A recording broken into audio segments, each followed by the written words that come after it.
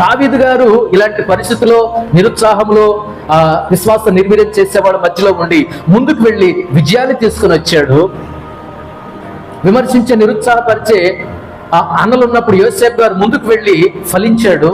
తర్వాత మూడో వ్యక్తి సొంత అన్న అక్క వాళ్ళు విమర్శించినా కానీ మోషే గారు దేవునిలంతట్లో నమ్మకంగానే ఉన్నాడు. తర్వాత ఏమనుకున్నా యాకోబు గారి యొక్క జీవితంలో మొహం మార్చుకునే వాళ్ళు ఉన్నారు, అభివృద్ధిని చూసి అసూయపడేటటువంటి వాళ్ళు ఉన్నారు. అయినా కానీ దేవుడు చూపించిన బేతేలుకు వెళ్ళి దేవుణ్ణి ఆరాధించాడు. పౌలు గారి యొక్క జీవితంలో సొంత వాళ్ళ వల్ల సమస్యలు, కపట సహోదరుల సమస్యలు వీళ్ళు సృష్టించారు.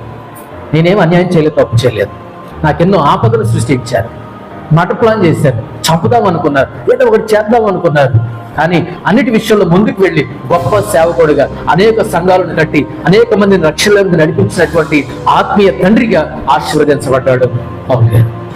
మన ప్రభు అయినటువంటి యేసుక్రీస్తు వారు చివరిగా తన సహోదరులు ఆయన అర్థం చేసుకోకపోగా అపార్థం చేసుకొని విశ్వాసం ఉంచక నమ్మకం ఉంచక ఆయనకు బాధ కలిగించారు. అయినా కానీ తండ్రి అయిన దేవుడు ప్రభు అయినటువంటి యేసుక్రీస్తు వారిని ఘనపరిచి హెచ్చించి అన్ని నామముల కంటే పైనామము అతనికి ధరింపజేసి అక్కడ తన కుడి పార్శ్వమున ఆయనను కూర్చోబెట్టాడు. కాబట్టి మనం కూడా మన జీవితంలో దేవుని బిడ్డలారా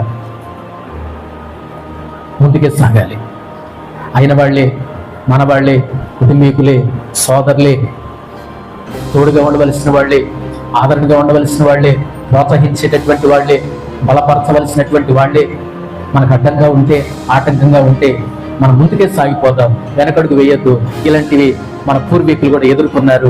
మన విశ్వాసంతో సాగిపోదాం, దేవుని మీద ఆనుకున్నా దేవుడు మనల్ని దీవిస్తాడు. సొంత వారి వల్ల సమస్యలు ఎదుర్కొంటున్నామా? భయపడొద్దు, బాధపడొద్దు. మన ముందున్నటువంటి పూర్వీకులు కూడా భయపడక బాధపడక ముందుకే సాగి దేవుని యొక్క ఆశీర్వాదం దీవెన పొందుకొని వాళ్ళు ఆ స్థాయిలో ఉన్నారు. ఇప్పుడు ప్రతి ఒక్కరు కూడా వాళ్ళని చూడాలంటే తలెత్తే చూడాలి, కళ్ళు పైకెత్తే చూడాలి. ఆ స్థాయిలో, ఆ రేంజ్లో దేవుడు వాళ్ళని ఉంచాడు. నిన్ను కూడా ఆ స్థాయిలో దేవుడు ఉంచుతాడు, నిన్ను కూడా ఆ స్థానంలో దేవుడు ఉంచుతాడు. ఆశీర్వదించబడతావు, దీవించబడుతున్నా.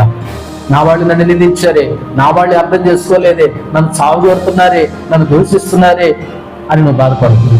నా దేవుడికే తప్పలేదు, దావీదు గారికి తప్పలేదు, యోసేపు గారికి తప్పలేదు, మోషే గారికి తప్పలేదు, యాకోబు గారికి తప్పలేదు, పౌలు గారికి తప్పలేదు, మన ప్రభు అయినటువంటి యేసుక్రీస్తు వారికి తప్పలేదు. మరి నీకెట్లా తప్పుతాయి, నాకెట్లా తప్పుతాయి?